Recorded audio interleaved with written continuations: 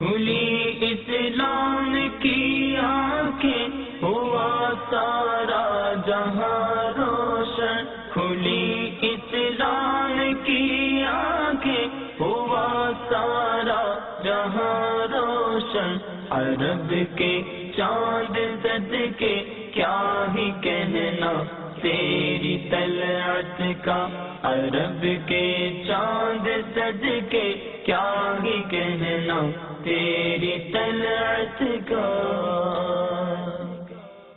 الحمدللہ رب العالمین والصلاة والسلام علی سید الانبیاء والمرسلین، اما بعد فاعوذ باللہ من الشیطان الرجیم، بسم اللہ الرحمن الرحیم۔ الصلاة والسلام علیک یا رسول اللہ وعلی آلک واصحابک یا حبیب اللہ، الصلاة والسلام علیک یا نبی اللہ وعلی آلک واصحابک یا نور اللہ۔ سلسلہ ہے فیضان اسلام اور تمام ناظرین کو اس سلسلے میں ویلکم کرتا ہوں۔ انشاءاللہ عز و جل آج بھی ہم معاشرت کے ایک بڑے ہی اہم پہلو پر گفتگو کریں گے۔ جیسا کہ آپ کے علم میں ہے کہ اس سلسلے میں ہم اسلام کی بہت ہی پیارے جو اصول ہیں، جو ضوابط ہیں، جو حقوق کی بات کی جاتی ہے، اس حوالے سے ہم چند ایپیسوڈ سے گفتگو کر رہے ہیں۔ آج بھی انشاءاللہ اسی موضوع کو آگے بڑھائیں گے۔ الحمدللہ ہم پیارے آقا صلی اللہ تعالی علیہ وسلم کے امتی ہیں، غلام ہیں۔ جہاں ہمیں اور بہت ساری برکات عطا کی گئی، وہیں پر پیارے آقا صلی اللہ تعالی علیہ وآلہ وسلم کی ذات گرامی پر درود پاک کا نذرانہ پیش کرنا بہت سی برکتوں کا موجب ہے۔ اللہ تبارک و تعالی بہت رحمت فرماتا ہے اس شخص پر جو اس کے محبوب صلی اللہ تعالی علیہ وسلم پر درود پاک کی کثرت کرتا ہے۔ اور کیسے کیسے انعامات ہیں، کیسے کیسے فضائل ہیں، کیسی برکتیں ہیں جنہیں سنتے ہیں تو دل خوشی سے جھوم اٹھتا ہے۔ ایک روایت کا مفہوم ہے، آقا صلی اللہ تعالی علیہ وسلم نے ارشاد فرمایا کہ جو شخص روزانہ 1000 بار درود پڑھے گا مرے گا نہیں جب تک کہ جنت میں اپنا مقام نہ دیکھ لے۔ کتنی پیاری برکت ہے، کتنی پیاری فضیلت کی بات ہے، اور کتنی بڑی ایک خوشخبری ہے اس شخص کے لیے کہ جو روزانہ 1000 مرتبہ درود پاک پڑھنے کا عادی ہے۔ آپ بھی نیت کیجئے، میں بھی نیت کرتا ہوں، انشاءاللہ عز و جل روزانہ درود پاک کی کثرت کریں گے تو دین و دنیا کی بے شمار بھلائیاں ہمارے ہاتھ آئیں گی۔ صلو علی الحبیب صلی اللہ تعالی علی محمد صلی اللہ تعالی علیہ وآلہ وسلم۔ بڑھتے مفتی صاحب کی جانب، کیسے ہیں؟ الحمدللہ ماشاءاللہ مفتی صاحب، کئی سلسلوں سے غالباً 3 یا 4 ایپیسوڈز ہمارے ہو چکے، مہمان نوازی کے حوالے سے ہم گفتگو کر رہے ہیں، اور واقعی ایک بہت طویل اور بڑا جامع ٹاپک ہے۔ میزبان کے حوالے سے گفتگو ہوئی، مہمان کے حوالے سے گفتگو ہوئی، اور مختلف حقوق اور مختلف چیزوں پر بات چیت کا سلسلہ جاری رہا، سوالات کو بھی شامل کیا۔ تو جب ہم معاشرت کے ان پہلوؤں پر بات کرتے ہیں اور مہمان نوازی کے حوالے سے، دعوت وغیرہ کے حوالے سے بات کرتے ہیں، تو ایک بڑا ہی اہم پہلو ہے شادی کی تقریبات۔ اس کے حوالے سے دین اسلام میں ہمارے لیے کیا رہنمائی موجود ہے، بالخصوص ان تقاریب کے دوران دوسروں کے ہم پر کیا کیا حقوق ہوتے ہیں جن کا ہمیں لحاظ رکھنا چاہیے، اس کے بارے میں ارشاد فرمائیے۔ بسم اللہ الرحمن الرحیم۔ سوال جو ہے یہ شادی کی تقریبات کے حوالے سے ہے۔ جی، شادی کا موضوع ویسے تو بڑا وسیع ہے کہ اس میں بہت ساری چیزیں آ جاتی ہیں، شادی سے پہلے کے بھی، شادی کے بعد کے بھی۔ ان میں میاں بیوی کے باہمی تعلقات، اور اس میں جو شرعی حدود ہیں، پھر گھروں کے اندر جو رہنا، اور اس کے بعد جو گھروں کے معاملات ہیں۔ لیکن آج کا جو موضوع ہے وہ بطور خاص خود شادی کی تقریبات میں احکام شرع کیا ہیں۔ جی، اچھا، اس کے اندر بھی شادی کی تقریبات میں جو خلاف شرع چیزیں ہیں ان کی تعداد تو بہت زیادہ ہے، اختصار کے ساتھ میں ان کو عرض کروں گا۔ جی، لیکن بطور خاص جو فوکس ہے وہ ہے کہ شادی کی تقریبات میں دوسروں کا خیال کرنے کے حوالے سے اور حقوق العباد کی ادائیگی کے حوالے سے کیا ہونا چاہیے۔ ہمارے ہاں جو شادی کی تقریبات ہیں، 2 چیزیں اس کے اندر بڑی کامن سی ہیں۔ ایک تو یہ ہے کہ شادی کی تقریبات منبع گناہ اور مجمع آثام جو ہے وہ بن چکی ہیں، یعنی گناہ جتنے شادی کی تقریب میں ہوتے ہیں، شاید اکٹھے اتنی تعداد میں اتنے بڑے بڑے گناہ یہ شاید ہی کسی اور موقع پر ہوتے ہوں۔ تو پہلی بات تو یہ ہے۔ دوسرا یہ ہے کہ پھر شادی کے نام پر جو حقوق العباد کی تباہی و بربادی ہوتی ہے اور جو لوگوں کو تکلیف دی جاتی ہے اور جو لوگوں کو ایذا پہنچائی جاتی ہے وہ بھی اتنی زیادہ ہے کہ وہ بھی شاید ہی کسی دوسرے موقع پر ہو. دونوں چیزیں ہی نہایت قابل توجہ ہیں. بحیثیت مسلمان کلمہ گو کے بڑا ضروری ہے کہ ان چیزوں کی طرف توجہ کی جائے. پہلی بات یہ کہ شادی کی تقریبات میں جو گناہ ہوتے ہیں اس کی پوری ایک لسٹ ہے. سرسری طور پر میں نے تھوڑا سا غور کیا تو یہ تقریباً 7-8 گناہ جو ہے یہ بڑے واضح طور پہ سامنے آتے ہیں، اور اگر گہری نظر سے دیکھا جائے تو شاید بہت سارے نظر آ جائیں. جیسے پہلے نمبر پر یہ ہے کہ خلاف شرع لباس. خلاف شرع لباس جو ہے یہ اس قدر کثرت کے ساتھ شادیوں کے اندر نظر آتا ہے کہ لباس پہنا ہوا ہے لیکن اس کے باوجود بے پردگی ہوتی ہے. اور حدیث مبارک کے اندر قیامت کی نشانیوں میں، بلکہ یہ قیامت کی نشانیوں میں اور وعید کے طور پر بھی بیان کیا گیا ہے کہ ایسی عورتیں ہوں گی کہ جنہوں نے لباس پہنا ہوا ہوگا پھر بھی بے لباس ہوں گی، لباس پہننے کے باوجود بھی بے لباس ہوں گی. یعنی یا تو اتنا مختصر لباس کہ وہ اعضاء کے جن کا چھپانا فرض ہے، یعنی جیسے بازو ہے، دیگر اعضاء ہیں جن کا چھپانا فرض ہے وہ پورا نہیں ہوتا، یعنی ہاف آستین کے لباس جو ہے وہ عورتوں نے پہنے ہوتے ہیں. غیر محرموں کے سامنے ایسا لباس پہننا حرام ہے. ایک تو یہ. دوسرا یہ ہوتا ہے کہ بعض اوقات لباس جو ہے وہ ایسا چست یا ایسا باریک ہوتا ہے کہ اس کے باوجود بے ستری اور بے پردگی ہوتی ہے. ایسا لباس پہننا بھی غیروں کے سامنے حرام ہے. اور ان دونوں صورتوں کے اوپر وعید ہے کہ نبی کریم صلی اللہ علیہ وآلہ وسلم نے ارشاد فرمایا کہ میری امت کے 2 گروہ ہیں جو جہنمی ہیں. میری امت کے 2 گروہ ہیں جو جہنمی ہیں. ان میں ایک تو ظالم کے حوالے سے بیان کیا گیا ہے اور دوسرا ایسا لباس پہننے والی عورتوں کے بارے میں، یعنی بے پردگی کا لباس پہننے والی عورتیں. فرمایا کہ میری امت کا یہ گروہ جہنمی ہے. اور اس کے لیے مزید اس کے حدیث مبارک کے اندر آگے فرمایا گیا کہ ان عورتوں کو اور وہ جو ظالم ہیں انہیں جنت کی خوشبو سونگنا بھی نصیب نہیں ہوگی.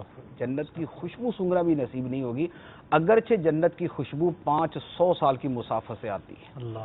تو پہلا گناہ اور بڑا شدید گناہ جو شادیوں کے اندر دیکھنے میں آتا ہے وہ ہے لباس کے اعتبار سے بے پردگی. دوسرا گناہ ہے وہ بھی بڑا واضح سا ہے، وہ ہے بد نگاہی. کیونکہ شادیوں کے اندر جتنی بد نگاہی ہوتی ہے، ایک تو اس کے مواقع جتنے فراہم کیے جاتے ہیں اور دوسرا پھر ایسے موقع پر جو بد نیت اور بد نگاہی والے اور بد دماغوں والے لوگ ہوتے ہیں وہ ایسے موقع پر کیا طرز عمل اختیار کرتے ہیں وہ سب کو پتہ ہے. جبکہ ہمارے دین کا حکم، اللہ کا حکم کیا ہے؟ وہ فرمایا قُل لِّلْمُؤْمِنِينَ يَغُضُّوا مِنْ أَبْصَارِهِمْ اور وَقُل لِّلْمُؤْمِنَاتِ يَغْضُضْنَ مِنْ أَبْصَارِهِنَّ. مردوں سے فرما دو، مومن مردوں سے فرما دو کہ اپنی نگاہیں نیچی رکھیں، اور مومن عورتوں سے فرما دو کہ وہ اپنی نگاہوں کو نیچی رکھیں. اور جس جگہ کے اعتبار سے یہ کلام ہم کر رہے ہیں وہاں پر یہ حکم وجوبی ہے. یعنی وہاں واجب ہے کہ اپنی نگاہوں کو نیچی رکھا جائے اور دوسرے کی زیب و زینت کو نہ دیکھا جائے. دوسرا یہ گناہ جو ہے یہ بڑا عام ہے جو شادی کی تقریبات میں ہوتا ہے. تیسرا ہے زیب و زینت کا غیروں پر اظہار.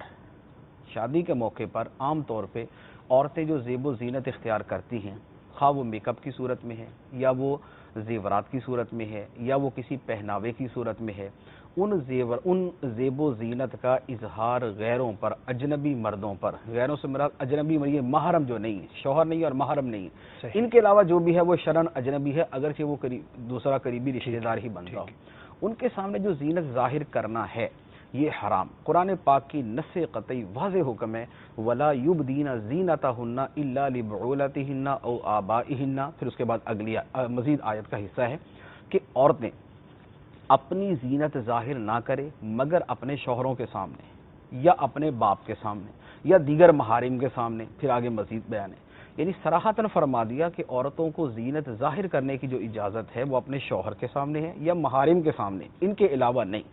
اور یہاں تک فرمایا کہ وَلَا يَضْرِبْنَ بِأَرْجُلِهِنَّ لِيُعْلَمَ مَا يُخْفِينَ مِنْ زِينَتِهِنَّ کہ عورتیں اپنے پاؤں بھی زمین پر زور سے نہ ماریں. کہ اگر پازیب وغیرہ پہنی ہوئی ہے تو اس کی زینت بھی دوسروں کے سامنے ظاہر نہ ہو. یعنی زینت کے اظہار سے اس قدر سختی کے ساتھ منع کیا کہ پاؤں زور سے نہ ماریں کہ اس کی زیور کی جھنکار اور آواز جو ہے وہ بھی غیر مرد تک نہ جائے. یہاں دیکھنے کی بات نہیں ہو رہی، یہاں صرف اس کی آواز جانے کی بات ہے، لیکن اس سے بھی منع کر دیا گیا. تو یہ زینت کا اظہار کرنا یہ بھی گناہ اور حرام، اور یہ بھی شادی کے موقعوں پر بڑی کثرت کے ساتھ ہوتا ہے. پھر چوتھا گناہ جو ہے وہ بے حیائی. بے حیائی کی ایک صورت مردوں عورتوں کا باہمی اختلاط. جی. آپس کے اندر جس طرح مکسنگ ہوتی ہے وہ سب کے سامنے ہے. ایسا اختلاط جو ہے یہ شرعاً حرام. حیا ہمارے دین کا مرکزی شعبہ ہے. نبی کریم صلی اللہ علیہ وآلہ وسلم نے فرمایا الحیاء شعبۃ من الایمان. حیا ایمان کا مرکزی شعبہ ہے, ایک مرکزی شاخ ہے. تو حیا اس قدر اہم ہے, اور شادی کے موقع پر حیا کے برعکس بے حیائی اپنی انتہا کو پہنچی ہوئی ہوتی ہے, خاص طور پہ ناچ گانے ڈانس پارٹی ان چیزوں کے اندر. یہ چوتھا گناہ. پانچواں گناہ وہ بھی بڑا عام سا ہے, وہ عربی کے اندر اسے دیوسی کہا جاتا ہے اور اردو کے اندر اسے بے غیرتی کہا جاتا ہے. وہ کیا ہے؟ وہ ہے کہ اپنے گھر کی عورتوں پر یعنی محارم جو ہیں یا بیوی جو ہے یہ بے حیائی اور بے پردگی کا کام کرے اور انہیں اس پر نہ روکا جائے. صحیح. نبی کریم صلی اللہ علیہ وآلہ وسلم کی حدیث مبارک ہے کہ 3 شخصوں پر جنت حرام ہے. 3 شخصوں پر جنت حرام ہے. عادی شرابی, ماں باپ کا نافرمان, اور تیسرا وہ شخص جو اپنے گھر کے اندر بے حیائی دیکھے اور پھر بھی منع نہ کرے, غیرت نہ کھائے. فرمایا کہ یہ جو اشخاص ہیں ان کے اوپر جنت حرام. شادی کے موقع پر گھر کے بڑے موجود ہوتے ہیں, خواہ وہ ماں ہے یا باپ ہے یا بڑا بھائی ہے یا وہ دادا ہے, چچا ہے, تایا ہے, ماموں ہے, یعنی وہ گھر کے افراد کہ جن کی گھر میں چلتی ہے جو منع کر سکتے ہیں لیکن اس کے باوجود وہ منع نہیں کرتے. ان کا منع نہ کرنا شرعی اعتبار سے دیوسیت اور بغیرتی میں آتا ہے, اور حدیث مبارک کی وعید یہ ہے کہ ان پر جنت حرام ہے. اور ہمارے ہاں صرف یہ نہیں ہوتا کہ یہ ہو رہا ہے اور گھر والے خاموش ہیں, منع نہیں کر رہے. ہمارے یہاں صرف یہ نہیں ہے کہ گھر میں یہ باتیں چل رہی ہیں, ناچ پارٹی ڈانس پارٹی اور یہ سب ہو رہا ہے اور گھر والے منع نہیں کر رہے, بلکہ گھر والے اس کا اہتمام کر رہے ہوتے ہیں. جو ڈانس پارٹی کا خود اہتمام کرتے ہیں, جو ناچ گانے کی محفلیں خود سجاتے ہیں جماتے ہیں, جو اس کے اندر اپنی ماں بہنوں کو خود آگے کرتے ہیں, وہ تو بغیرتی کے اندر بھی اپنی انتہا کو پہنچے ہوئے ہیں. تو یہ اس کے اندر اہم ترین ایک یعنی انتہائی برا گناہ جو اس کے اندر موجود ہے. چھٹا گناہ موسیقی کی صورت میں. جی. موسیقی جو ہے یہ شادیوں کے اندر شاید ہی یعنی کو خدا کا خوف رکھنے والا, کو اللہ رسول کے احکام کو جو ہے وہ سمجھنے والا اور ان پر عمل کرنے کا جذبہ رکھنے والا, وہ تو اپنی شادی میں موسیقی کی جگہ محفل نعت کر لے گا یا کم از کم موسیقی نہیں کرے گا. لیکن اس سے ہٹ کر تو سوال ہی پیدا نہیں ہوتا کہ شادی موسیقی کے بغیر ہو جائے. نبی کریم صلی اللہ علیہ وآلہ وسلم نے فرمایا کہ اللہ تعالیٰ نے مجھے بھیجا اس لیے ہے کہ میں آلات موسیقی کو مٹا دوں, میں بتوں کو مٹا دوں, اور میں زمانہ جاہلیت کی چیزوں کو مٹا دوں. یعنی 3 چیزوں کو اکٹھا بیان کیا. زمانہ جاہلیت کی چیزوں کو مٹاؤں, بتوں کو مٹاؤں, اور آلات موسیقی کو مٹاؤں. امت کا نبی جن چیزوں کو مٹانے کے لیے تشریف لایا, امت انہی چیزوں کو پروان چڑھانے کے لیے اور پروموٹ کرنے کے لیے تلی کھڑی ہے. لوگ شادیاں کرتے ہیں لیکن جو موسیقی, جو واہی تباہی, جو گانے باجے, جو بے حیائی, جو فحاشی عیاشی شادیوں کے اوپر ہوتی ہے وہ شاید ہی کسی دوسرے موقع پر ہوتی ہو. نبی کریم صلی اللہ علیہ وسلم کا یہ فرمان. ایک دوسرا فرمان ہے, سرکار علیہ الصلوۃ والسلام نے فرمایا کہ جو کان لگا کر کسی مغنیہ کو سنتا ہے, کان لگا کر کسی گانے والی کو سنتا ہے, اللہ تعالیٰ قیامت کے دن اس کے کان کے اندر پگھلا ہوا تانبا ڈالے گا. تو اب شادی کے موقع پر جو لوگ اس کا ارینج کرتے ہیں وہ سارے کے سارے اس وعید کے مرتکب, بلکہ وہ دوسروں سب کے مجموعے کے برابر گناہگار ہوتے ہیں. کہ جو شادی میں ناچ گانے کا ارینج کرتا ہے, اگر 500 بندہ, 300 بندہ, 200 بندہ شریک ہوا اور اس نے یہ حرام کام کیا, ان 200 کے حرام اور گناہ کبیرہ کا مجموعہ جو ہے وہ اس ارینج کرنے والے کے اوپر آتا ہے. اسی طرح قرآن پاک کی آیت مبارکہ ہے ان السمع والبصر والفؤاد کل اولئک کان عنہ مسئولا. بے شک کان اور آنکھ اور دل ان سب کے بارے میں قیامت کے دن سوال کیا جائے گا. کانوں سے کیا سنا تھا, آنکھوں سے کیا دیکھا تھا, اور دل کے اندر کیا عقیدہ جمایا تھا, اور کیا برے خیالات جو ہے وہ پختہ عزم کے طور پہ کیے تھے, ان کی قیامت کے دن گرفت کی جائے گی. یہ ایک اور گناہ موسیقی کا جو شادی کے موقع پر ہوتا ہے. اچھا, اسی طرح ایک 7واں گناہ جو بعض صورتوں میں گناہ ہوتا ہے, بعض صورتوں میں نہیں ہوتا, لیکن بہت مرتبہ برا ضرور ہوتا ہے, وہ ہے بری رسومات. شادی کے موقع پہ رنگ برنگی جیسی رسومات اور رسم و رواج ہمارے ہاں رائج ہیں, ان کے اندر کچھ ناجائز و گناہ میں آتے ہیں, کچھ جائز کے اندر بھی آتے ہیں, لیکن زیادہ تر جو ہے وہ بری رسومات کے اندر شامل ہیں. اور 8واں گناہ ہے ایذاء مسلم. ایذاء مسلم کا گناہ شادی کی تقریبات کے اندر بڑی کثرت کے ساتھ ہوتا ہے. ایک شادی 1000 آدمیوں کے حقوق کی بربادی ہے. 1000 لوگوں کی نیندیں حرام کرنے کا سبب، لوگوں کا جینا تنگ کر دیں گے، ان کی خوشی لوگوں کی کمی، ان کا سکھ لوگوں کا دکھ۔ شادی والوں کی خوشی جو ہے وہ دوسروں کی تکلیف کا سبب بنتی ہے، یہ 8واں گناہ، اور یہ بھی بڑی کثرت کے ساتھ کیا جاتا ہے۔ جزاک اللہ خیرہ۔ بڑی ہی اہم پہلوؤں کی طرف جو ہے وہ ہماری توجہ دلائی گئی، ہم نے روایات بھی سنی، احادیث میں احکامات بھی سنے۔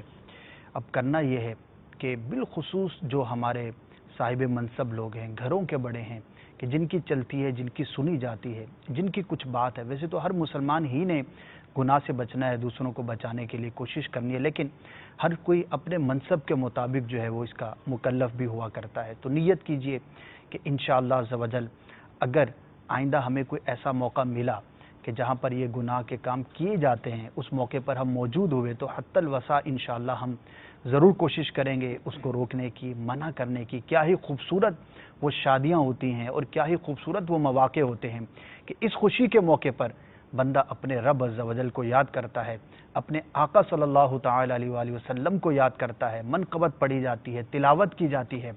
کیا ہی خوبصورت اور بابرکت وہ تقریبات ہوتی ہیں کہ جہاں پر اللہ تبارک و تعالیٰ کی فرما برداری کے کام کیے جاتے ہیں۔ نیت کریں گے تو انشاءاللہ عز و جل کوشش ہوگی تو ہم ان گناہوں سے اپنے آپ کو بچانے میں کامیاب ہو سکیں گے۔ دیکھا ہے دعوت اسلامی کے مدنی ماحول سے جو وابستہ لوگ ہوتے ہیں، اور ماشاءاللہ اب تو کئی اس کے مشاہدات ہم کو دیکھنے کو ملتے ہیں کہ لوگوں نے اس طرح کی تقریبات کی بجائے اپنے ہم محافل کا اہتمام شروع کر لیا ہے۔ ماننے والے موجود ہیں، ضرور اپنے اندر تبدیلی لانے والے لوگ بھی موجود ہیں، لیکن ہم کس طبقے کے اندر کھڑے ہیں یہ ہم نے اپنے آپ سے سوال کرنا ہے۔ اللہ تعالیٰ ہمیں خیر کی توفیق عطا فرمائے۔ مفتی صاحب، جو آخری آپ نے رہنمائی فرمائی اور جس کی طرف آپ نے توجہ دلائی کہ ان تقریبات کے موضوع پر حقوق کا جو ہے وہ خیال نہیں کیا جاتا، پامالی کی جاتی ہے، تو بالخصوص میں چاہوں گا کہ شادی کی رسومات اور جو تقریبات ہوتی ہیں ان مواقع پر کس طرح سے ایذائے مسلم کا سلسلہ ہو سکتا ہے، لوگ مبتلا ہو جاتے ہیں۔ اگر چند پہلوؤں کی طرف نشاندہی ہو جائے تو ہمارے لیے بچنا آسان ہو جائے گا۔ شادی کے موقع پر جو ایذائے مسلم ہے، لوگوں کے حقوق جو ہے وہ برباد کرنا ہے، وہ تو مجھے نہیں لگتا کہ پاکستان کا کوئی بھی آدمی جو ہے وہ اس کو نہ جانتا ہو۔ ہر بندہ جانتا ہے کہ شادی کے موقع پر کیا کیا کیا جاتا ہے۔ جی 3 صورتیں بڑی واضح سی ہیں جو تقریباً ہر جگہ کی جاتی ہیں۔ پہلے نمبر پر تو گزرگاہوں کو بند کرنا، صحیح، راستے روک دینا۔ راستہ روک دیتے ہیں، آنے جانے والے اس قدر پریشان ہوتے ہیں، ٹریفک جیم ہوتی ہے اور جو برا حال ہوتا ہے وہ سب کے سامنے۔ اور ہمارے ہاں تو اس قدر جری اور بہادر لوگ موجود ہیں کہ چھوٹی موٹی گلی بند کرنا تو جو ہے وہ تو کچھ چیز ہی نہیں ہے نا، وہ تو آدمی ویسے شوق کے اندر بھی اگر کھڑا ہو کے بند کرنا چاہے تو پاکستان میں بند کر سکتا ہے۔ ہمارے ہاں تو اگر مین شاہراہ بھی بند کرنی ہو تو وہ بھی بڑی آسانی کے ساتھ بند کر دی جاتی ہے۔ میں ابھی چند دن پہلے میں ایک جگہ پر گیا، یعنی ایک روڈ پہ گیا، آپ یقین کیجئے وہ اتنا چوڑا روڈ ہے کہ جیسے ہمارے یہ بڑے بڑے روڈ ہیں کراچی کے اندر، اس قدر بڑا روڈ، جی، اور اس روڈ کا ایک پوری سائڈ جو ہے یعنی اس کا جو ون وے ہے وہ شادی والوں نے بند کیا ہوا۔ اچھا، اب بند بھی اس انداز میں کیا کہ یہ نہیں کہ بند کیا تو وہاں شروع سڑک کے اوپر نشان لگا دیا جائے کہ آگے روڈ بند ہے، یعنی اب پوری ٹریفک اس میں گھس گئی۔ اب آگے جا کے جب پہنچے تو پتہ چلا یہ تو سڑک ہی بند ہے۔ اس کے بعد پھر اب وہ آ رہے ہیں واپس، اب ادھر سے ٹریفک جاری ہے، ادھر سے وہ گھوم کے واپس آ رہے ہیں۔ وہ روڈ بند ہونے کی وجہ سے اس قدر تکلیف کہ لوگ اب آپس میں لڑ رہے ہیں، وہ اس کو گالیاں دے رہا، تو ادھر مر، تو ادھر، وہ اس کو بول رہا ہے کہ تو ادھر ہو جا، تو ادھر ہو جا۔ یہ سارے کا سارا کیا، یہ اس بابرکت شادی کی وجہ سے ہو رہا ہے۔ اب وہ یہ جتنے گزرنے والے ہیں، یہ اس شادی کو کتنی دعائیں دے کے جائیں گے وہ آپ خود سمجھ سکتے ہیں۔ یعنی ہر بندہ کہے گا کہ اللہ اس شادی کو برباد کرے، اس کا بیڑا غرق کرے جس نے ہمارا جینا حرام کر دیا۔ مین روڈ بند کیا ہوا، ٹینشن ہی کوئی نہیں، پرواہ ہی کوئی نہیں، اور نہ ان شادی والوں کو شرم و حیا، نہ ان کو کوئی جو ہے نا وہ عقل و شعور کہ وہ دیکھ لیں کہ ہم ایک اپنی شادی کی وجہ سے کس طرح لوگوں کو تکلیف دے رہے ہیں، اور نہ ان لوگوں کو ہوش کہ جن کی ذمہ داری ہے کہ وہ لوگوں کو سہولیات فراہم کریں، یعنی جو اصحاب اقتدار ہوتے ہیں، جو وہاں کے متعلقہ یعنی جو بھی شعبے ہیں جن کا یہ کام ہے کہ یہ دیکھیں کہ یار کوئی تکلیف تو نہیں دے رہا۔ یعنی یہاں تو بالکل اندھیر نگری چوپڑ راج والا معاملہ ہے کہ جس کا دل کرے جب چاہے صبح دوپہر شام کس وقت بند کرنی ہے آپ ان کو وقت بتائیں اور آپ ان کو روڈ بتا دیں میرے خیال میں شاید کوئی پاکستان کی موٹر وے بند نہیں ہو سکتی، باقی جو چاہیں سڑک آپ بند کر لیں. اب سپر ہائی وے کے اوپر بھی اگر آپ شادی کرنا چاہیں نا تو آپ بڑی آسانی سے کر سکتے ہیں، آپ کو کوئی روکنے والا نہیں ہو. اچھا وہاں سے یہ ایک دوسری جگہ جانا ہوا، وہاں پر وہ ایک روڈ بن رہا تھا زیر تعمیر. اچھا اب وہ کہ دنیا کے اندر طریقہ یہ ہوتا ہے کہ جب روڈ بنتا ہے تو روڈ بناتے ہوئے وہ جہاں سے وہ روڈ شروع ہوتا ہے نا وہاں ایک نشان لگا ہوتا ہے کہ یہ روڈ آگے زیر تعمیر، اب یہاں سے پلان بنتا ہے، پلان دیا جاتا ہے، یعنی عقل والوں کے یہاں پلان ہوتا ہے، لیکن بیوقوف ہیں کوئی پلان نام کی کوئی چیز نہیں ہوتی. وہ روڈ کے اوپر چلے گئے، 2 کلومیٹر اندر جانے کے بعد پتہ چلا سڑک تو بند ہے آگے سے. آگے جناب ان کا کھڑا ہے وہ جو پہاڑ نما ہوتا ہے وہ کھڑا ہے. اب وہاں سے واپس ہے. اچھا وہاں سے واپس آ کے اب گلیوں کے اندر گھسنا پڑے گا. اب گلیوں سے گزر کے یعنی میرا ذاتی واقعہ کہ ایک روڈ یوں بند، اچھا چلے وہاں سے صبر سے ہم مڑ گئے. وہاں سے مڑنے کے بعد ایک آگے گلیوں سے گھومتے گھماتے آگے چوڑی سڑک آئی، اس میں ایک طرف گاڑی موڑی تو وہ شادی والوں نے بند کی، پورا روڈ ہی بند کیا ہوگا. اچھا بھائی دوسری طرف جب گاڑی کا رخ موڑا تو وہ بھی بند، ادھر بھی شادی ہو رہی. ایک سڑک جو ہے نا وہ بنانے والوں نے بند کی ہوئی ہے، 2 سڑکیں جو ہے وہ شادی والوں نے بند کی ہوئی ہے، راستہ ہی کوئی نہیں.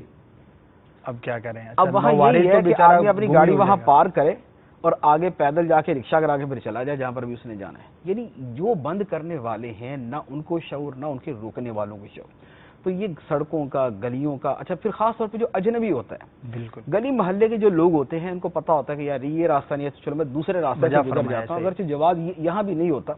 لیکن جو مین روڈ بند کر دیں گے کہ جہاں سے آدھے شہر کا گزرنا ہوتا ہے، اگر وہ بھی روڈ بند کر دیے جائیں گے تو ایک روڈ کے اوپر بعض اوقات دن میں 20-20 ہزار آدمی گزرتے ہیں. وہاں پر ایک دن میں 1,000 گاڑی گزرتی ہے. وہ 1,000 گاڑی رک جائے گی، وہ 50,000 30,000 بندے وہاں سے روزانہ گزرنا ان کا تکلیف کے اندر آ جائے گا. اور یہ تکلیف دینا شادی والوں کے لیے مسئلہ ہی کوئی نہیں ہے، جو مرضی کرتے رہیں. تو ایک تو یہ گزرگاہوں کا بند کرنا، راستوں کا بند کرنا، سڑکوں کا بند کرنا، یہ ایک گناہ. دوسرے نمبر پہ کیا ہوتا ہے کہ اب شادی کی تقریب تو کر لی، شادی کی تقریب کرنے کے بعد وہاں سے جو ٹینٹ وغیرہ اکھاڑنے تھے وہ اکھاڑے. اب اس کے بعد وہاں کی صفائی نہیں کریں گے. وہاں پر روڈ پہ ہڈیاں، گلی میں ہڈیاں پڑی ہیں تو پڑی ہوئی ہیں، وہاں پر پانی پھینکا ہوا تو پھینکا ہوا ہے، وہاں پر کوئی اور سامان پڑا ہوا اضافی تو پڑا ہوا، وہاں پر اگر گھی تیل کوئی گرا ہوا تو وہ گرا ہوا ہے. اب وہاں پر ہفتے 1.5 ہفتے تک بدبو آتی رہے گی، گزرنے والوں کے کپڑے خراب ہوتے رہیں گے، ان کی گاڑیاں موٹر سائیکل پھسلتے رہیں گے، سب کچھ ہوتا رہے گا. لیکن شادی والے اپنی بربادی کر کے وہاں سے جا چکے ہوں گے. یعنی وہ اپنی شادی کریں گے، دوسروں کی بربادی کریں گے اور اس کے بعد وہاں سے چلے جائیں گے. ان کو اس کی کوئی پرواہ نہیں ہے کہ یہاں پورے ہفتے تک لوگ بدبو کی وجہ سے تنگ ہوں گے، لوگ ٹریفک کی وجہ سے تنگ ہوں گے، لوگ گزرنے والے یہاں سے تنگ ہوں گے. نہیں، راستوں کے حقوق کیا ہوتے ہیں؟ یہ تو دین اسلام کے احکام ہے نا، دین اسلام کے احکام ہیں، اس سے کوئی غرض ہی نہیں ہے. شادی کے موقع پر اسلام کو تو ویسے رخصت کر دیا جاتا ہے کہ بھئی شادی کے اوپر اسلام کا صرف کام اتنا ہے کہ تقریب نکاح جو ہے، تقریب نکاح عقد نکاح کا ایجاب و قبول جو ہے وہ ہم نے جو ہے نا وہ اسلام کے مطابق کرنا ہے. اور اس سے 2 منٹ پہلے اور اس کے 2 منٹ بعد کے جملہ امور جو ہیں وہ ہم نے کافروں کی طرح کرنے ہیں، وہ ہم نے غیر مسلموں والے کرنے یا کم از کم ہی خلاف اسلام کرنے، وہ اللہ رسول کے احکام کے مطابق بھی کرنے. تو یہ بات کی صفائی کا مسئلہ وہ نہیں ہوتا. اچھا تیسرے نمبر پہ اس سے بڑھ کر ایک اور جو شیطانی کی جاتی ہے وہ ہے موسیقی چلا دی جاتی ہے، ڈیک چلا رہے ہیں. اچھا جو جتنا بڑا جاہل ہوگا وہ اتنے زیادہ ڈیک چلائے گا، جو جتنا بڑا احمق ہوگا وہ اتنے زیادہ جو ہے وہ موسیقی کرے گا. دنیا میں اس یعنی موسیقی کا حرام کرنے والے دنیا میں اور بھی ہیں، لیکن انہوں نے اس کے بھی کچھ مینرز مقرر کیے ہوئے ہیں کہ بھائی آپ نے کوئی بدکاری بھی کرنی تو آپ اپنے گھر کے اندر جا کے کریں. لیکن ہمارے ہاں کیا ہوگا کہ اول تو جس کی شادی ہے بعض جگہ تو وہ ہوتے ہیں جو 1 مہینے تک ڈیک چلا کے رکھتے ہیں، یعنی ایسے بھی آپ کو عقل مند بہت دن پہلے. اچھا 1 ہفتہ پہلے کرنے والے بھی بہت سارے. ورنہ کم از کم جو مہندی کی رات ہوتی اس رات کو موسیقی چلائیں گے، بے ہنگم چلائیں گے، پرلے درجے کی بکواس اور ضلالت والی جو ہے نا وہ موسیقی چلائیں گے کہ گلی محلے کے شرافا وہ سن بھی نہیں سکتے. یعنی ساری رات وہ اپنی ان کی ماں بہنیں گھر کے اندر موجود ہے جن کو وہ ٹھمکے کا گانے سنا رہے ہوتے ہیں کہ جناب ٹھمکے لگاؤ. تو اب یہ شور کب تک چلے گا اس کا کوئی ٹائم لیمٹ نہیں ہے. اس کی پڑوسی تنگ ہے، بوڑھے تنگ ہے، بچے تنگ ہے، مریض تنگ ہے، مسجدیں تنگ ہے، نمازی پریشان ہے، گزرنے والے پریشان ہیں، شور شرابے کی وجہ سے لوگ پریشان ہیں. لیکن چونکہ ان کی شادی ہے لہذا ان کو حرام کا پرمٹ ملا ہوا ہے. نہ ان کو محلے والا روکنے جائے گا اس کے گلے پڑ جائیں گے. بالکل یہ گلی محلے کا کوئی آدمی روکنے جائے کہ بھئی تمہارے گھر میں شادی ہے، ہماری نیند کیوں حرام کر رہے ہو، ہمارا جینا کیوں تنگ کیا ہوا، ہمارے مریضوں کو کیوں پریشان کیا ہوا، ہمارے بچوں کو کیوں رلا رہے ہو، ہمارے بچوں کے رونے پہ جو شادی کرو گے تم بھی ساری زندگی رو گے.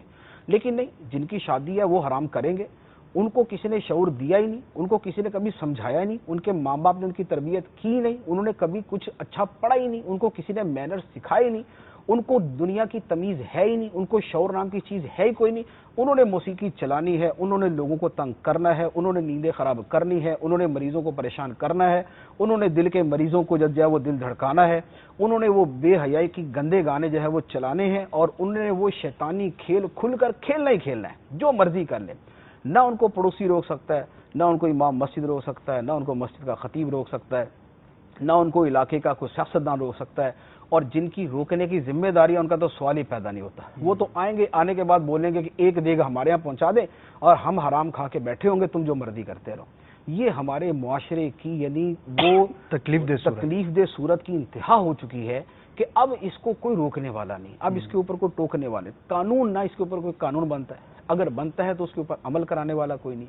اور جتنی تکلیف کے اندر لوگ مبتلا ہے، یعنی یہ نہیں ہے کہ صرف وہ جن کی شادی ہے وہ تو خوشیاں منا رہے، بقیہ تکلیف میں، جب دوسروں کی شادی ہوگی تو یہ بھی اسی طرح تکلیف کے اندر آئیں گے۔ اب اس کے اندر وہ سارے معاملات، جس نے صبح دفتر جانا وہ دفتر نہیں جا سکتا، جس کا صبح پیپر ہے وہ پیپر نہیں دے سکتا، جس نے صبح ضروری کام ہے وہ کام پہ نہیں جا سکتا، جو دن بھر کا تھکا ہارا گھر پہ پہنچا وہ آرام نہیں کر سکتا۔ یہ وہ تیسرا یعنی حرام در حرام جتنے لوگوں کو تنگ کیا، یعنی یہ موسیقی کی وجہ سے، وہ راستے روکنے کی وجہ سے جتنے لوگوں کو ایذا پہنچی، اتنے لوگوں کو ایذا پہنچانے کا گناہ کبیرہ اس شادی کرنے والوں کے اوپر ہے۔ موسیقی چلائی، پاس پڑوس کے 100 گھر متاثر ہوئے، ایک گھر کے اندر 5 افراد ہیں، 500 افراد متاثر ہوئے، 500 افراد کو ایذا پہنچانے کا، دل دکھانے کا، تنگ کرنے کا گناہ کبیرہ، یعنی 500 گناہ کبیرہ جو ہے وہ ایک جزو لازم ہے مہندی کی موسیقی کی تقریب کے۔ یہ اس قدر حرام کے باوجود اللہ تعالیٰ کے غضب کو یوں للکارنے کے بعد جو شادیاں کی جائیں گی، پھر ان شادیوں کے تیسرے دن بعد گھر میں کے اندر لڑائیاں شروع ہوں گی، پھر آپس کے اندر ایک دوسرے پہ لان تان شروع ہوں گی، پھر ایک دوسرے کی ڈنڈا ڈولی کرتے پھریں گے، وہ اس کو ڈنڈے مارے گا، اس کو جوتے مارے گا۔ کیوں؟ اس لیے کہ جب شادی ہی اللہ تعالیٰ کی لعنت برستے ہوئے کی ہے، سارے کام وہ کیے کہ خدا کی رحمت کی جگہ لعنت برسے، وہاں پھر نہ کسی کی دعا کام آتی ہے، اور خاص طور پہ جو لوگوں کو تنگ کیا جاتا ہے ان کے اوپر تو ظلم ہے، اور مظلوم کی دعا اللہ کی بارگاہ میں قبول۔ جی مفتی صاحب، میں یہی سوال کرنا چاہ رہا تھا کہ ایک تو ظاہر ہے کہ مسلمان کے لیے یہی بہت بڑی بات ہے کہ اللہ تبارک و تعالیٰ کی نافرمانی ہے۔ اب جس طرح آپ نے بیان فرمایا، اور جو آپ نے بیان فرمایا اس میں کوئی بھی 1% بھی اسے اختلاف کر ہی نہیں سکتا، شاید ہی کوئی ہمارے ناظرین میں سے ایسا ہو کہ جو ان تجربات سے نہ گزرا ہی ہوگا۔ ظاہر اس معاشرے کے اندر جس نے وقت گزارا ہے تو یہ سارے نظارے اس نے دیکھے ہوں گے یا کیے ہوں گے۔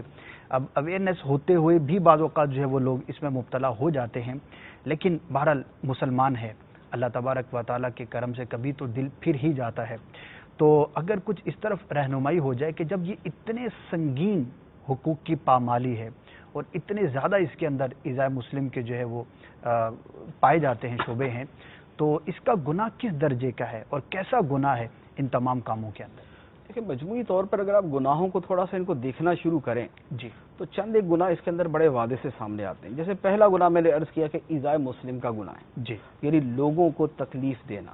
لوگوں کو تکلیف دینا کوئی معمولی بات نہیں ہے، بہت بڑا یعنی بہت بڑا گناہ ہے، اور وہ گناہ ہے کہ جس کی معافی اللہ تعالیٰ ویسے بھی نہیں دے گا جب تک کہ وہ جس کے اوپر یہ ظلم زیادتی ہوئی ہے، جس کو تنگ کیا، وہ معاف نہ کر دیں۔ اللہ قرآن پاک کی آیت مبارکہ ہے، اللہ تعالیٰ ارشاد فرماتا ہے والذین یؤذون المؤمنین والمؤمنات بغیر ما اکتسبوا فقد احتملوا بہتانا واثما مبینا۔ وہ لوگ کہ جو مسلمان مردوں عورتوں کو بلا وجہ جو ان کو ایذا دیتے ہیں، تکلیف دیتے ہیں، فرمایا فقد احتملوا بہتانا واثما مبینا، انہوں نے بہتان اٹھایا اور بہت بڑا گناہ اٹھایا۔ یعنی یہ قرآن پاک کی واضح آیت آ گئی کہ دوسرے مسلمانوں کو تکلیف دینا جو ہے یہ حرام اور گناہ کبیرہ ہے۔ صحیح۔ اچھا، پھر حدیث مبارک ہے، نبی کریم صلی اللہ علیہ وسلم نے ارشاد فرمایا من آذا مسلما فقد آذانی ومن آذانی فقد آذى اللہ، جس نے کسی مسلمان کو تکلیف دی اس نے مجھے تکلیف دی، یعنی سرکار فرماتے اس نے مجھے تکلیف دی، اور جس نے مجھے تکلیف دی اس نے اللہ کو ایذا دی۔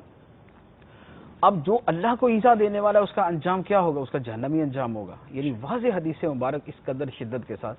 پھر تیسری حدیث مبارک ہے، یعنی اس میں تو مسلمان کی کیا انسان کی بھی قید رہی ہے، اچھا، اور اس کے اوپر وعید کیسی ہے، حدیث مبارک ہے نبی کریم علیہ الصلوۃ والسلام نے فرمایا کہ ایک عورت نے ایک بلی کو باندھ دیا، ایک بلی کو باندھ دیا اور اس کو نہ تو خود کھانا دیا اور نہ اس کو کھلا چھوڑا کہ وہ خود کچھ ادھر ادھر سے اٹھا کے کھا لے، حتیٰ کہ بھوک کی وجہ سے بلی مر گئی۔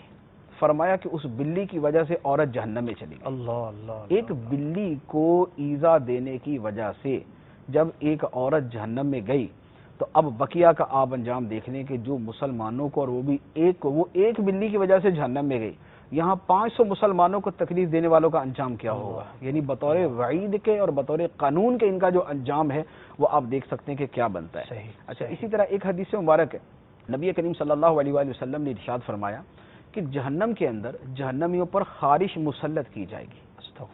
وہ خارش کریں گے، اتنی کریں گے کہ ان کا گوشت ادھڑ جائے گا اور ہڈیاں نکل آئیں گی خارش کرنے کی وجہ سے۔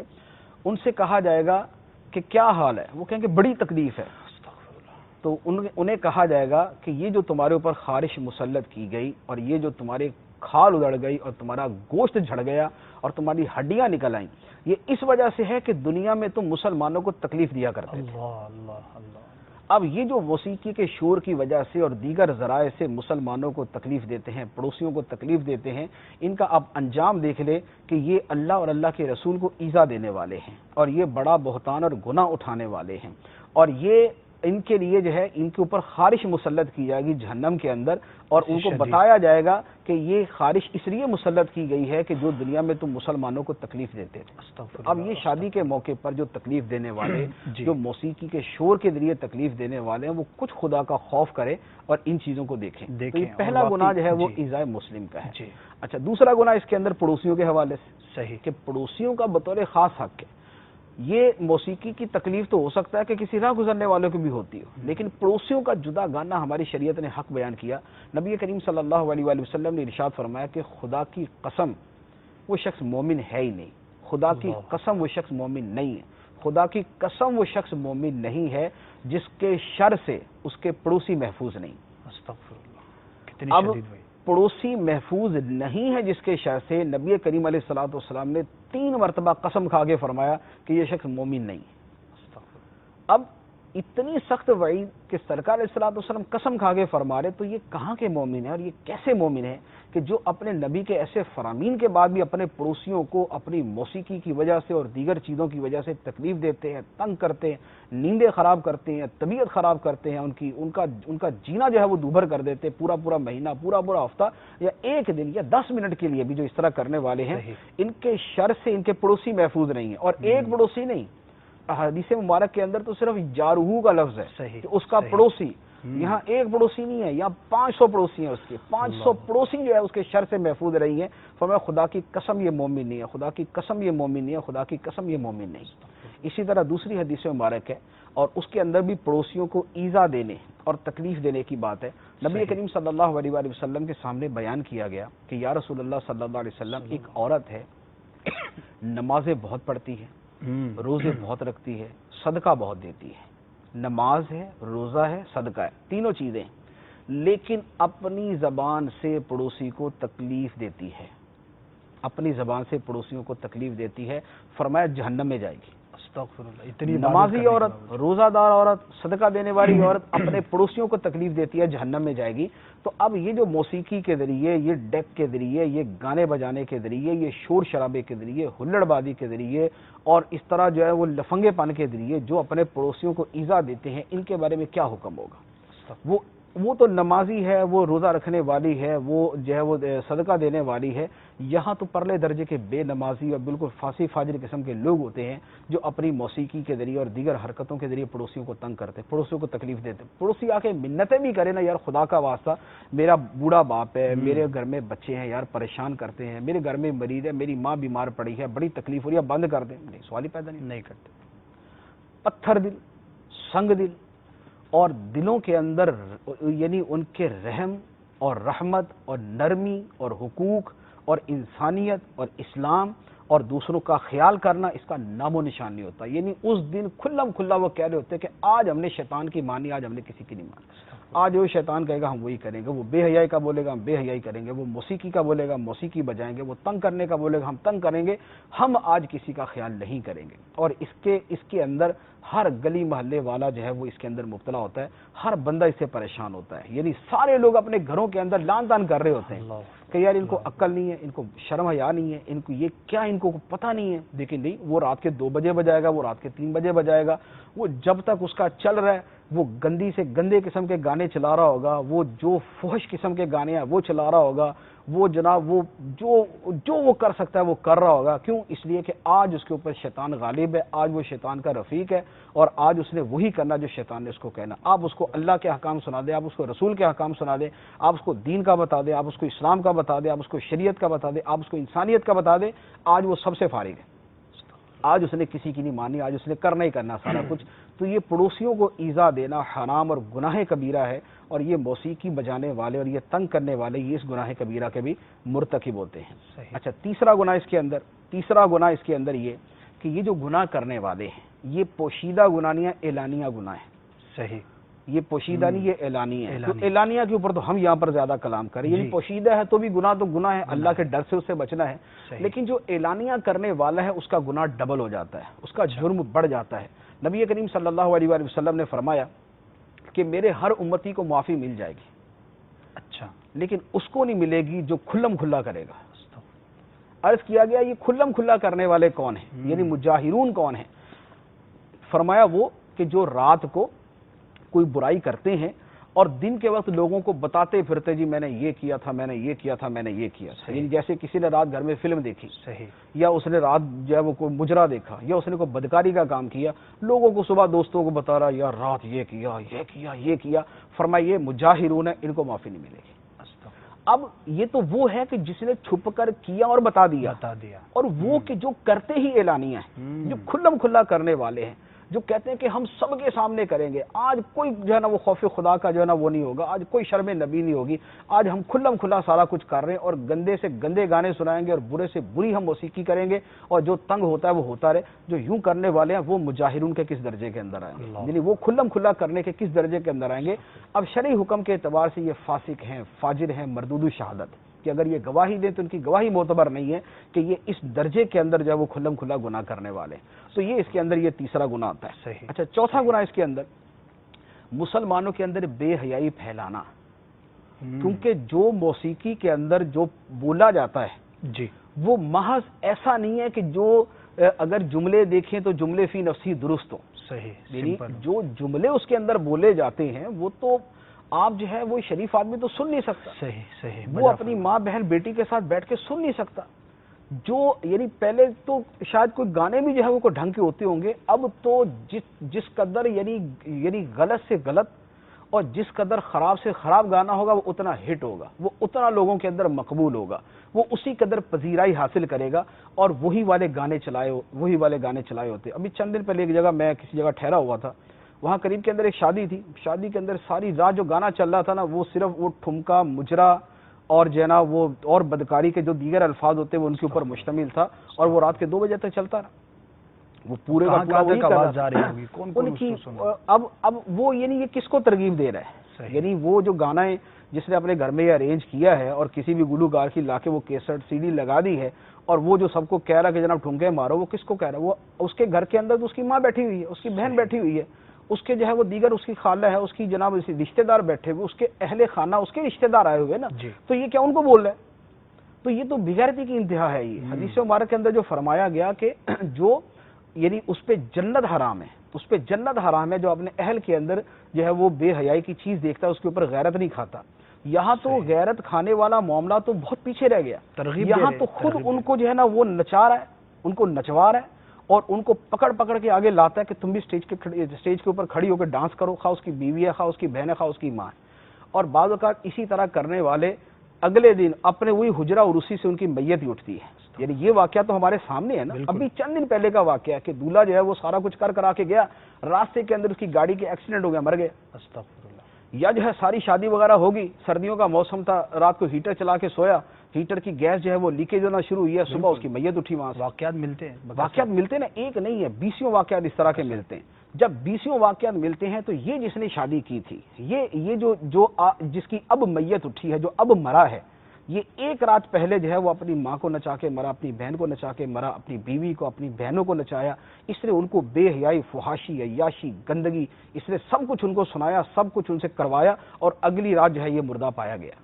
تو اب جو اللہ کا قانون ہے، جو اللہ تعالیٰ کے رسول صلی اللہ علیہ وسلم نے وعیدیں سنائی، اگر ان کی روشنی کے اندر دیکھیں تو اس کا انجام دیکھیں کیا ہے۔ اس پہ جنت حرام ہے، اس کے اوپر یہ جنت میں داخل نہیں ہو سکتا۔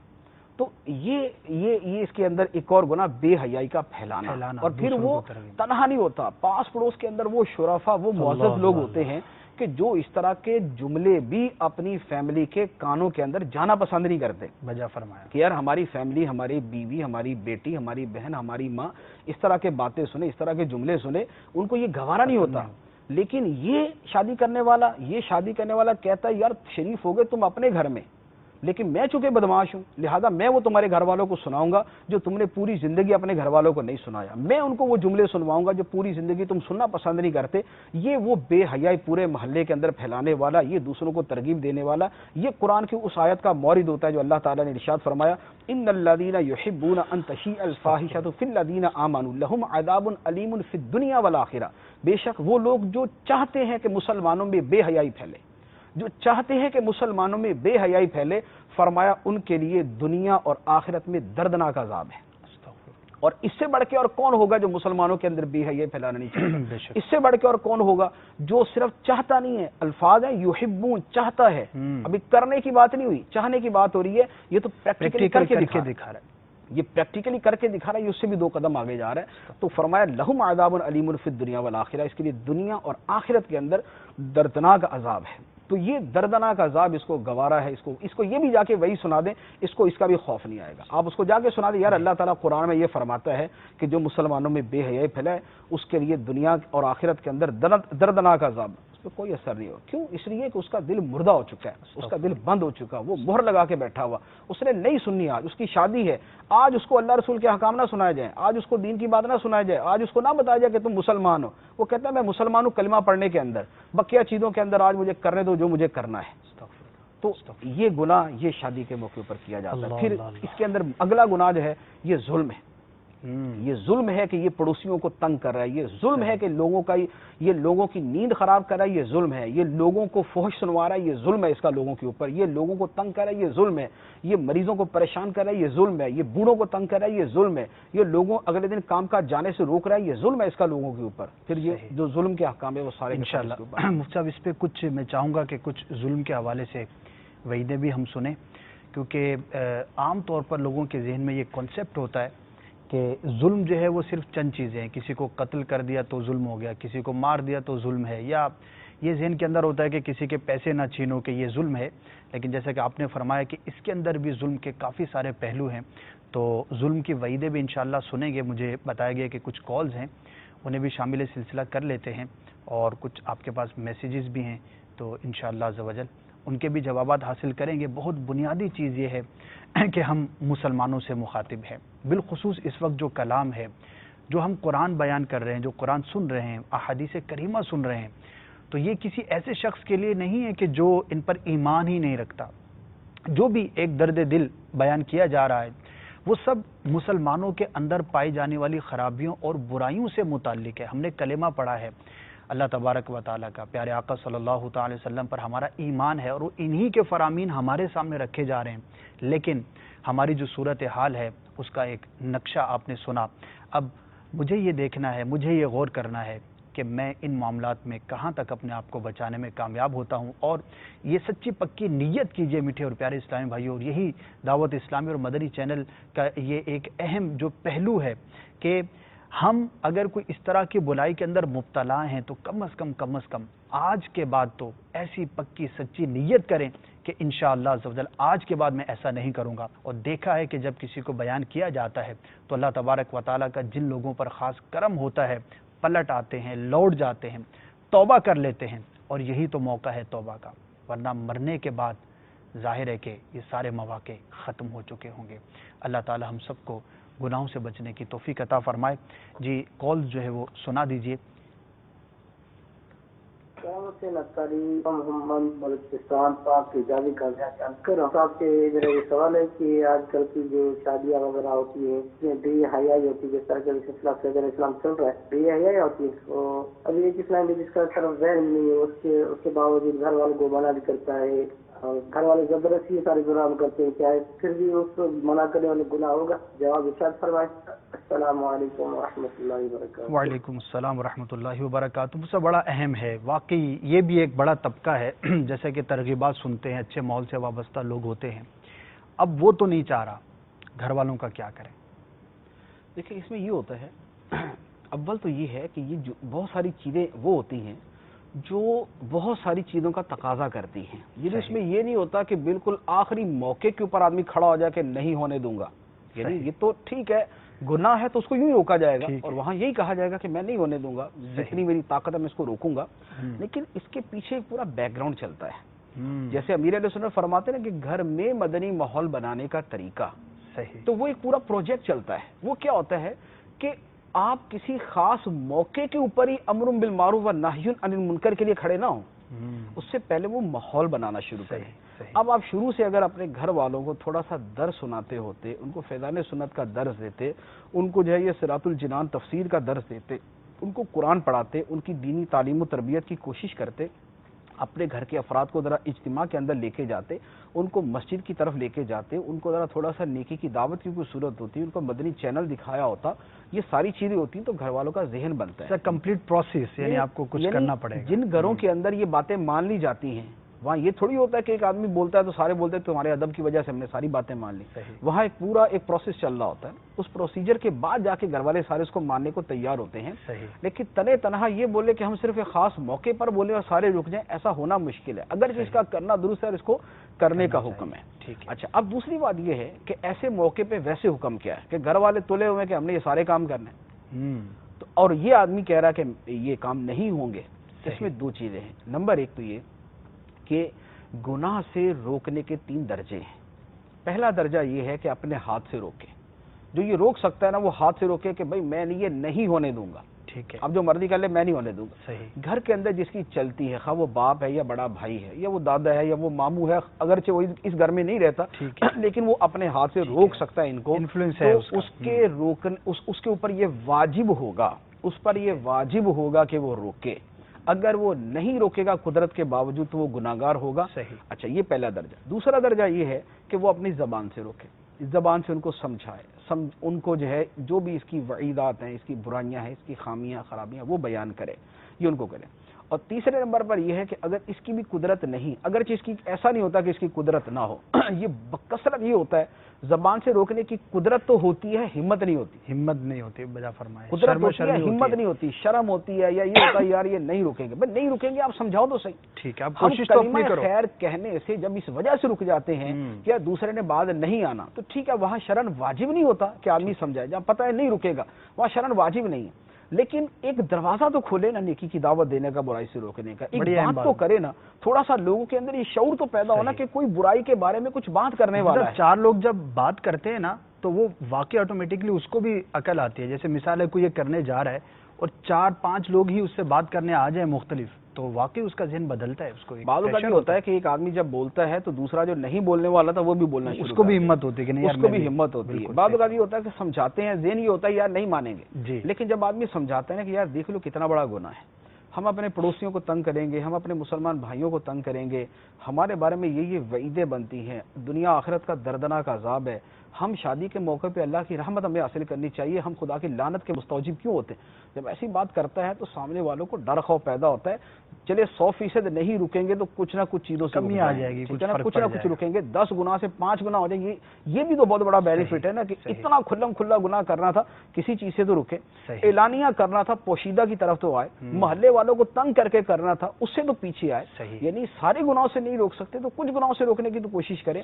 صرف بے ہمتی کی وجہ سے، سستی اور کاہلی کی وجہ سے بالکل خاموش ہو جانا ہمارے ہاں برائیوں کو پھیلنے کی وجہ یہ بنی، جب آدمی دوسرے کا لحاظ کر کے شرم کر کے اس کو بولنا چھوڑ دیتا ہے، نتیجہ یہ ہوتا ہے کہ وہ برائی جو ہے نا وہ پھیلتے پھیلتے وہ ایسی ہو جاتی کہ پھر بے دھڑک جو ہے اس برائی کا ارتکاب کیا جاتا ہے۔ پہلے گھروں کے اندر بڑے جو تھے وہ روک دیتے تھے بہت ساری چیزوں سے، اب وہ کہتے ہیں خوف ہوتا تھا کرنے دو جو بھی ناراض ہو جائیں گے۔ اب کیا ہوتا ہے جب کرنے دو جو کر رہے ہیں تو اس کے بعد پھر وہ کھلا کرتے ہیں، پھر جو بھی کرنا ہوتا ہے انہیں کرنا ہوتا ہے، تو لہٰذا دوسرا درجہ جو ہے زبان سے روکنے کا اس کو اختیار کرنا چاہیے۔ تیسرا درجہ یہ کہ واقعی ایسی صورت ہے کہ بولنے کے اوپر بھی جو نا لڑائی شروع ہو جائے گی، صحیح، اور یہ لڑائی کا متحمل نہیں، یعنی وہاں بھی حکم یہ ہے کہ اگر اس کو تکلیف پہنچے گی اور یہ صبر کر سکتا ہے تو افضل ہے وہاں بھی بولے۔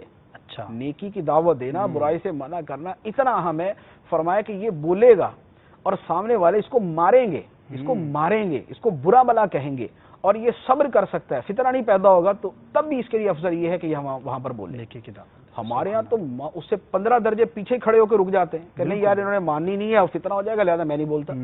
اچھا، اب اگر واقعی کوئی ایسی صورت ہے کہ کوئی بھی صورت بولنے کی بھی نہیں ہے، اب اس کو دل میں برا جانے، دل میں برا جانے کہ جو یہ کر رہے ہیں غلط کر رہے ہیں، یہ ہے پہلا سٹیپ جو میں نے جو سوال کیا گیا اس کے اعتبار۔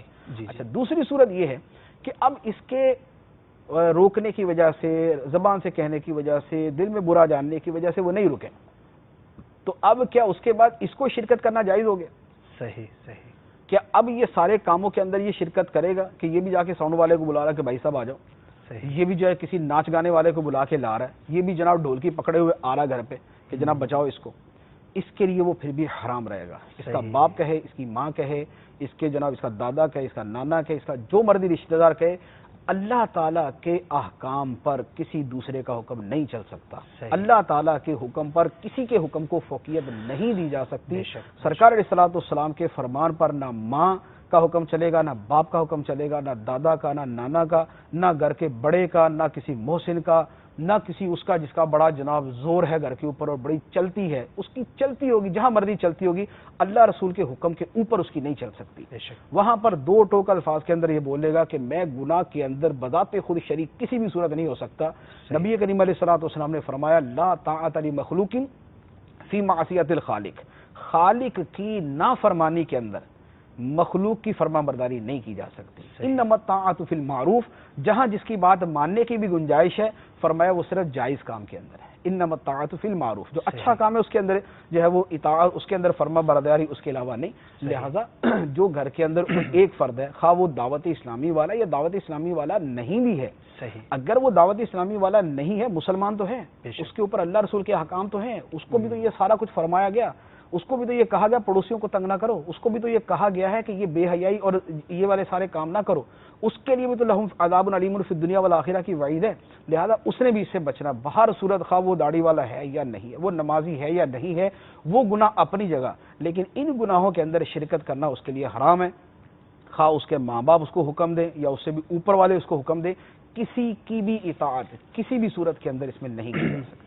جزاک اللہ خیرہ، بڑا ہی تفصیل کے ساتھ ہم نے جواب سنا، اور یہ ہمارے صرف ان سائل محترم کے لیے نہیں تھا بلکہ بہتوں کی انہوں نے نمائندگی کی ہوگی، تو جو احکامات بیان کیے گئے اس کے مطابق عمل کریں۔ اور بڑی ہی خوبصورت اور اہم بات جو مفتی صاحب نے ارشاد فرمائی کہ اس خاص موقع پر نیکی کی دعوت دینا وہ ضروری ہے، وہ اپنی جگہ پر اس کے جو بھی شرعی احکامات ہیں اس کے مطابق، لیکن ہمیں تو اپنی ساری زندگی ہی کو ایسا بنانا ہے کہ جب کبھی ایسا موقع آئے تو ہمارے لیے آسانی پیدا ہو جائے، اور اگر ہم اپنے انداز، طور اطوار کو، اپنے گھر کے ماحول کو اگر ہم مدنی ماحول بنانے میں کامیاب ہو جائیں گے تو انشاءاللہ عز و جل ایسے مواقع پر ہمیں دشواری نہیں ہوگی، بلکہ جب پورا گھر ہی ایسا مدنی ذہن رکھنے والا ہوگا، اللہ تبارک و تعالی اور اس کے پیارے حبیب صلی اللہ تعالی علیہ وسلم کی اطاعت کا جذبہ ہوگا، تو وہ تو نیکیوں پر مشورہ ہوگا کہ شادی کی تیاری ہو رہی ہے تو بھئی کیا کرنا ہے، کس کو بلانا ہے، کیسے بلانا ہے، کیا کرنا ہے، تو وہاں پر پھر مشورہ جو ہے وہ گناہوں کے بارے میں نہیں ہوگا،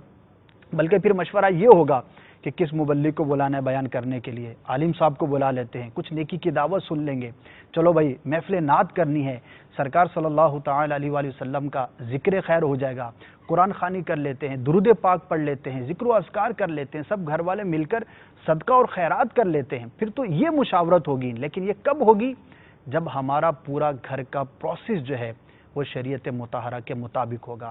قربان جائیے امیر اہل سنت دامت برکاتہم العالیہ کی ذات پر، کیسا ایک خوبصورت ہمیں نظام زندگی دیا ہے کہ مجھے اپنی اور ساری دنیا کے لوگوں کی اصلاح کی کوشش کرنی ہے، مدنی انعامات پر عمل کرنا ہے، مدنی قافلوں میں سفر اختیار کرنا ہے، لیکن اس کے ساتھ ساتھ ایک بڑا ہی پیارا مدنی گلدستہ کہ گھر میں مدنی ماحول کیسے بنایا جائے، وہ کیا کیا چیزیں ہیں کہ جن پر اگر ہم عمل کریں تو ہمارے گھر کے اندر ماحول جو ہے وہ خوشگوار ہوگا، مدینے کے پھولوں سے مہکتا ہوگا۔ وہ کیا مدنی پھول ہیں، مکتبۃ المدینہ سے آپ اس کو حاصل بھی کر سکتے ہیں۔ دعوت اسلامی کی ویب سائٹ وزٹ کیجئے، وہاں سے گھر میں مدنی ماحول بنانے کے مدنی پھول یہ تو تمام ہی ناظرین حاصل کر لیں۔ یہ شادی بیاہ کے علاوہ بھی آپ کے گھر کے اندر بہت زیادہ اہمیت کے حامل ہوں گے کہ گھر میں کیسے ماحول بنائے۔ اب یہی سوال پیدا ہوتا ہے کہ میں کیسے کروں، کیا کروں، میرا ذہن تو بن گیا، اب میرے پاس کیا ہے، میرے پاس کوئی فارمولہ ہونا چاہیے، وہ فارمولہ کہ جس پر عمل کر کے ہزاروں گھروں نے اپنے گھروں کو مدنی ماحول میں ڈھال دیا ہے، اور ان مواقع پر وہاں پر الحمدللہ درود و سلام کی صدائیں سنائی دیتی ہیں۔ آپ بھی حاصل کیجئے، عمل کیجئے، انشاءاللہ عز و جل ضرور فائدہ ہوگا۔ مفتی صاحب کچھ میسیجز کے اگر جوابات ہو جائیں۔ میسیجز سارے ایسے ہی افراد کے ہیں جن کے ساتھ یہ پیش آتا ہے، اور یہ اگر سب کے لیا جائے تو میرے خیال پاکستان کی ٹوٹل آبادی کے برابر ہی میسج آئیں گے، سارے اس کی وجہ سے پریشان ہوتے ہیں۔ اچھا، اس کے اندر انہوں نے ایک تو یہ آیا میسج کہ جو لوگ دوسروں کے گھروں کے چبوتروں پر بیٹھ کر رات گئے تک مذاق وغیرہ کرتے ہیں، ان کا ایسا کرنا کیسا ہے؟ صحیح۔ تو یہ وہی ہوتا ہے کہ وہ گھر کے باہر بیٹھ جاتے ہیں، گلی محلے کے لڑکے جمع ہو کر ساری رات مستی مذاق یہ وہ چلتا رہتا ہے، گھر والے پریشان ہوتے ہیں۔ تو اس طرح یہ کرنا جو ہے یہ بھی ناجائز و حرام ہے، یعنی دوسروں کو ایذا پہنچانے کا یہ ایک وہ ہے، اور جب ایذا پہنچانے کی صورت ہے تو اس کا ناجائز و حرام ہونا واضح ہے۔ البتہ یہ اس کے اوپر ایک باقاعدہ سلسلہ کرنا ہے، یعنی گلی محلے گلیوں کے اور یہ سڑکوں کے جو شرعی احکام ہیں، جو گزرگاہوں کے حقوق ہیں، ان کے اوپر جدا سلسلہ کرنا ہے۔ ابھی تو ہم شادی کے ضمن کے اندر اس کو بیان کر رہے ہیں، کیونکہ نبی کریم صلی اللہ علیہ وآلہ وسلم نے راستوں کے حقوق بذات خود جدا گانا بیان فرمایا کہ یہ راستوں کے حقوق ہیں، یہ راستوں کے حقوق ہیں۔ تو وہ جو حقوق ہیں جدا گانا، اس لیے اس کے ہم پورا سلسلہ کریں گے کیونکہ ایک بہت بڑا میٹر ہے یہ۔ اچھا، ایک سوال ہے کہ ایک گلی میں شادی ہے اور دوسری گلی میں انتقال ہو جائے، لیکن شادی والے گھر میں میوزک وغیرہ مسلسل چلتا رہتا ہے، تو اب ان کا ایسا کرنا کیسا ہے؟ اب کرنا بھی حرام ہے، تب کرنا بھی حرام ہے، یعنی ساتھ والی گلی میں نہ بھی کوئی فوت ہو تب بھی موسیقی چلانا حرام ہے۔ البتہ یہ ہے کہ بعض اوقات یہ تو دیکھنے میں آیا کہ اتنا شعور زندہ ہوتا ہے، اتنا ضمیر زندہ ہوتا ہے کہ پاس پڑوس کے اندر اگر فوتگی ہو جائے تو لوگ میوزک وغیرہ اس طرح نہیں بجاتے۔ اس کے باوجود بھی اگر کوئی بجاتا ہو تو پھر یا تو ان کے یہاں کوئی مرا نہیں ہوگا یا آئندہ کسی نے مرنا نہیں ہوگا، کہ ان کو یہ ہے ہی نہیں کہ کسی کے ہاں اگر کوئی مر گیا ہے تو ان کے احساسات کا خیال رکھیں۔ یہ تنزن کہہ رہا ہوں، مرنا تو سب کو ہی ہے۔ اچھا، اسی طرح ایک اور سوال ہے، وہ بھی بہت اچھا سوال کیا، اور یہ بھی بعض اوقات پیش آتا ہے، لیکن یہ بعض اوقات ہی آتا ہے۔ وہ کیا ہے کہ اگر کوئی شادی میں گانے تو نہ بجائے لیکن تیز آواز میں نعتیں چلا دے تو ایسا کرنا کیسا ہے؟ تو یہ بھی درست نہیں، یعنی اصل تو ہے دوسرا آپ کے کسی کام کی وجہ سے تنگ تو نہیں ہو رہا، ایذا تو نہیں پہنچ رہی۔ اگر دوسرے کی نیند خراب ہو رہی ہے تو بھلے آپ قرآن پڑھ رہے ہو، قرآن پاک کی تلاوت کے ذریعے بھی لوگوں کی نیندیں اڑانا اور لوگوں کو تنگ کرنا حرام ہے۔ قرآن پاک کی تلاوت سے افضل اور کیا ہوگا؟ آپ سورہ اخلاص پڑھیں، قل هو اللہ شریف جب پڑھنا شروع کر دیں، لیکن اگر آپ اس انداز میں پڑھتے کہ لوگوں کو تکلیف پہنچتی ہے تو یوں پڑھنا حرام۔ سورہ فاتحہ پڑھتے تو یوں پڑھنا حرام، سورہ یاسین پڑھتے تو یوں کر کے پڑھنا حرام کہ جس سے لوگوں کو تکلیف پہنچے۔ لازم ہے کہ اگر پڑھنا ہے تو پھر آپ آہستہ آواز میں پڑھیں، کسی کو تکلیف نہ ہو۔ تو لہذا گانے بازوں کے ذریعے یا اس کے ذریعے، اور دونوں کے اندر ایک جدا جدا برائی ہے۔ نعتوں کے ذریعے جو تنگ کرتے ہیں اس میں برائی یہ ہے کہ عبادت کے ذریعے تنگ کیا دوسرے کو، یعنی جب عبادت ہی کر رہے ہیں نعتیں سن کر پڑھ کر تو یہ تو عبادت ہے، بہت افضل چیز ہے، اس کے ذریعے تو لوگوں کو نہ تنگ کیا جائے، اس کے ذریعے تو نہ گناہ کیا جائے۔ اور جو گناہ کے ذریعے کرتے ہیں موسیقی کے ذریعے، ان کا ایکسٹرا گناہ یہ ہے کہ وہ حرام کے ذریعے دوسروں کو تنگ کر رہے ہیں، یعنی وہ محض جائز کام نہیں ہے کہ جائز کام تھا اور اس کی وجہ سے تنگ کر رہے ہیں، یعنی گناہ کے ذریعے تنگ کرنا، فی نفسی ہی جائز کام کے ذریعے تنگ کرنا اور عبادت کے ذریعے تنگ کرنا، تین درجے بنتے ہیں۔ تو یہ جو پہلے موسیقی کے ذریعے کرنے والے ہیں ان میں کئی سارے گناہ دوسرے بھی بڑھ جاتے ہیں، تو لہذا نعت کے ذریعے تنگ کیا جائے یا تلاوت کے ذریعے تنگ کیا جائے یا کسی ناجائز کام کے ذریعے تنگ کیا جائے، کسی صورت اس کی اجازت نہیں ہے۔ اچھا، مزید جو ہے اور اس کے علاوہ مزید شادی حال کے حوالے سے ہی کچھ سوالات ہیں، تو یہ انشاءاللہ ہمارے کافی سلسلے کی کافی ساری چیزیں جی باقی ہیں، انشاءاللہ پھر ہم اگلے انشاءاللہ عز و جل اس کو اگلے سلسلے میں ہی لینا پڑے گا. وقت بھی اختتام کو پہنچ رہا ہے. جو میرے پاس سوالات ہیں مفتی صاحب اس میں سے بھی کئی باقی رہ گئے، تو انشاءاللہ عز و جل مدنی چینل دیکھتے رہیں گے تو یہ برکتیں ملتی رہیں گی. آئندہ سلسلے میں بچ جانے والے سوالات اللہ تبارک و تعالیٰ کی بارگاہ میں دعا کرتے ہیں کہ ہمیں ایسا بندہ بننے کی توفیق عطا فرمائے جیسا اس کو پسند ہے. حقوق اللہ ہوں یا حقوق العباد ہوں، دونوں کا لحاظ رکھنے اور اپنے آپ کو صحیح طور پر صحیح راہ پر گامزن کرنے کی توفیق عطا فرمائے. اللہ کرم ایسا کرے تجھ پہ جہاں میں اے دعوت اسلامی تیری دھوم مچی ہو. آمین بجاہ النبی الامین صلی اللہ تعالی علیہ وسلم. صلو علی الحبیب صلی اللہ تعالی. کھلی اسلام کی آنکھیں ہوا سارا جہاں روشن، کھلی اسلام کی آنکھیں ہوا سارا جہاں روشن. عرب کے چاند زد کے کیا ہی کہنا تیری طلعت کا، عرب کے چاند زد کے کیا ہی کہنا تیری طلعت کا.